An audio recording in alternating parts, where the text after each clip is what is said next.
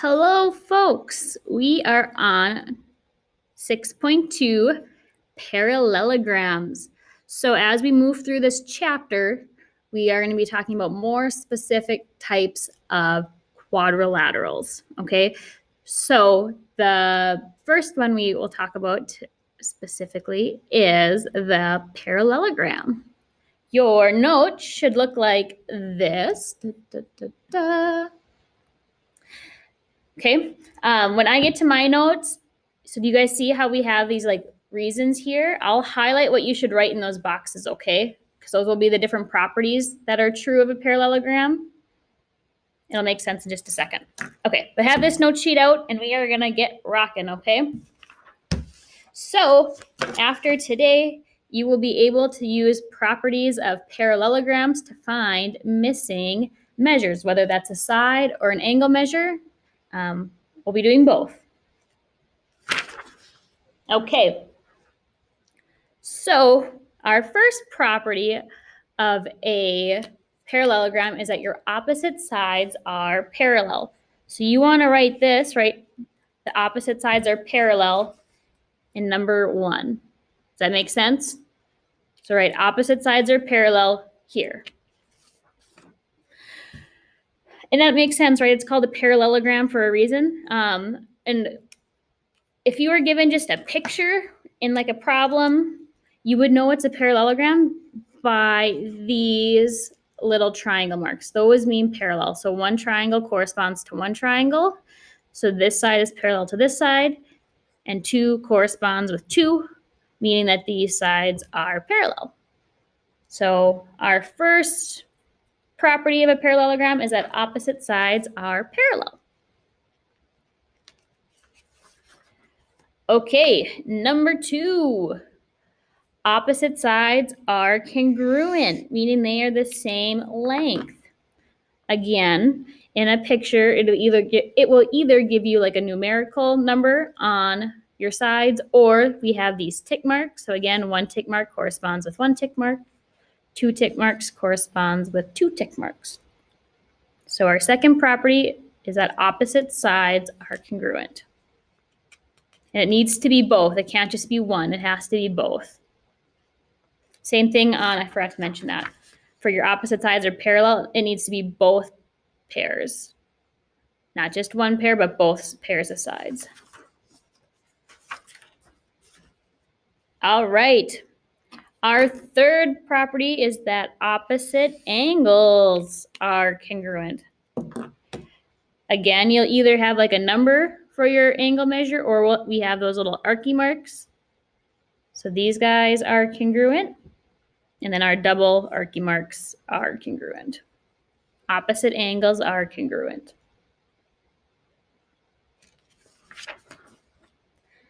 Our fourth property is that consecutive angles are supplementary. So your fourth property is that consecutive angles are supplementary. So if you're kind of confused, there's kind of a lot of big words there. Consecutive means just angles next to each other. So if we see here, this angle 70 is next to 110. 70 plus 110 is 180. Then we can beep bop over here. This 110 and this 70 also add to 180. And we just work our way around the picture. 110, 70 gives me 180. And then lastly, this bottom pair, 70, 110, adds to 180. And that should make sense, right? If we just said that opposite angles are equal, 110 and 110, 70 and 70, it would make sense that all of these other relationships would be true for them to be supplementary.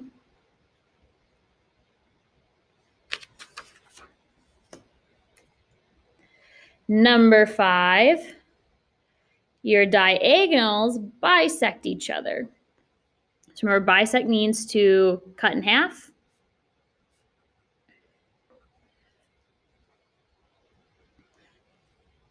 So they're saying like if this was 5, this half over here would be 5. If this was 8.2, this part over here is 8.2. Our diagonals are not equal, but they cut each other in half. So they share a midpoint. That would be our midpoint of both of our sides. And then there's actually 6 properties of a parallelogram. And I know your notes only can give you 5 spots, but will you just write this one underneath, please? So your last and final property of a parallelogram is that you either have one pair of sides that are parallel and congruent. This will make more sense in our next lesson. I just wanted you to get this down in your notes. But if the picture you were looking at just had one pair of sides congruent and they were also parallel, that's enough information to say that it is a parallelogram. We'll touch more on this specific property again in our next video lesson, but I just wanted you to get it down. So one pair of sides are parallel and congruent. Okay. Let's actually try some math so these things kind of stick in our head a little bit more. So it says find the missing measures in the parallelograms. All right. AD. So remember, opposite sides are equal. So if BC is 8, AD is 8. Just like DC, it's opposite AB. So if AB is 15, DC is 15.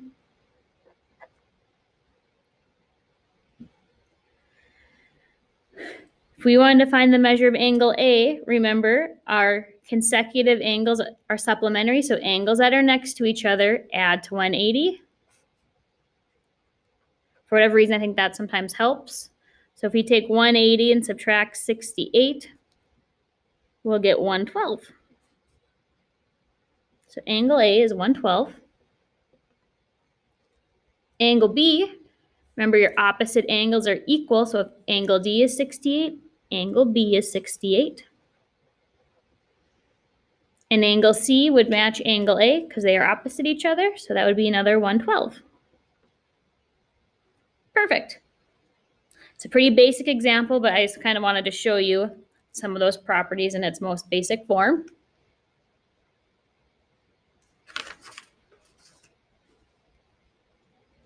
All right, working with some more angle measures here.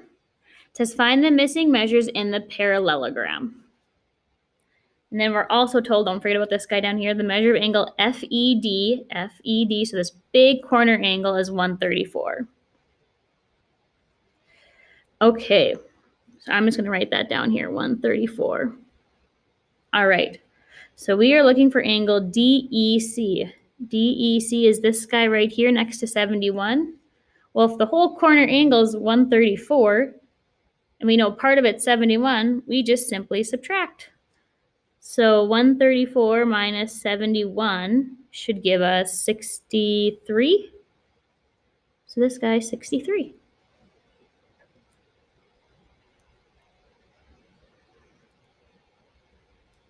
Angle CDE. So we were looking for this big corner angle.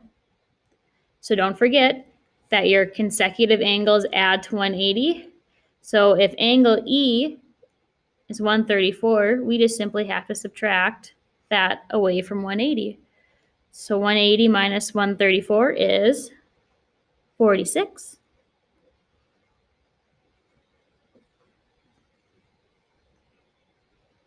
Angle ECD. ECD. We're looking for this guy right here. So one of the best things about math is you can always go back or rely on previous information that you've learned. So I guess it's kind of like a double-bladed sword. Like you have to remember it, right, in order to use it. But if you do remember it, it makes your life so much easier.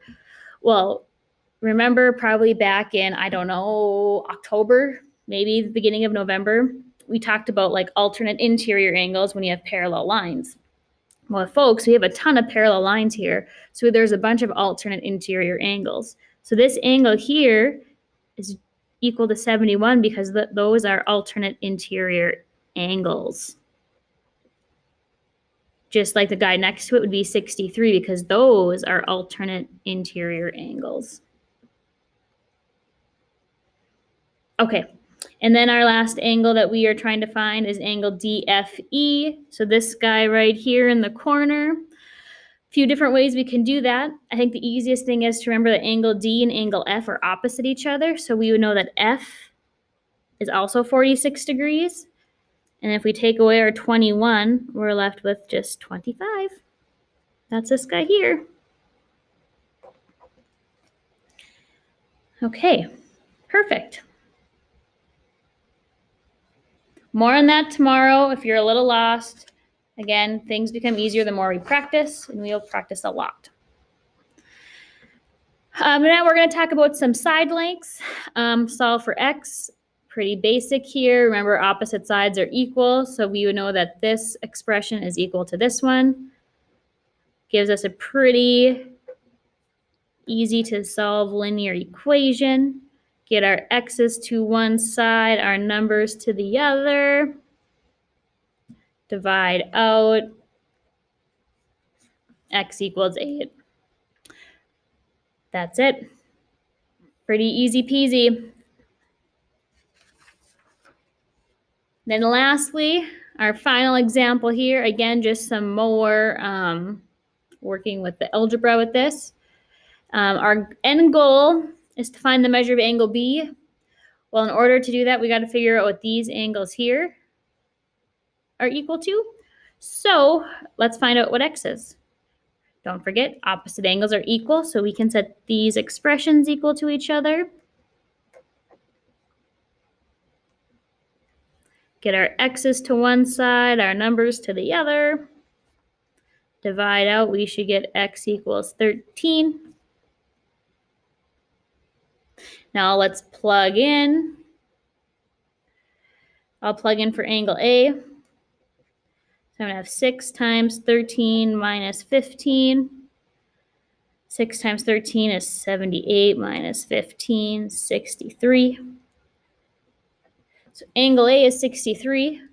And then we know that consecutive angles, the ones that are next to each other, add to 180.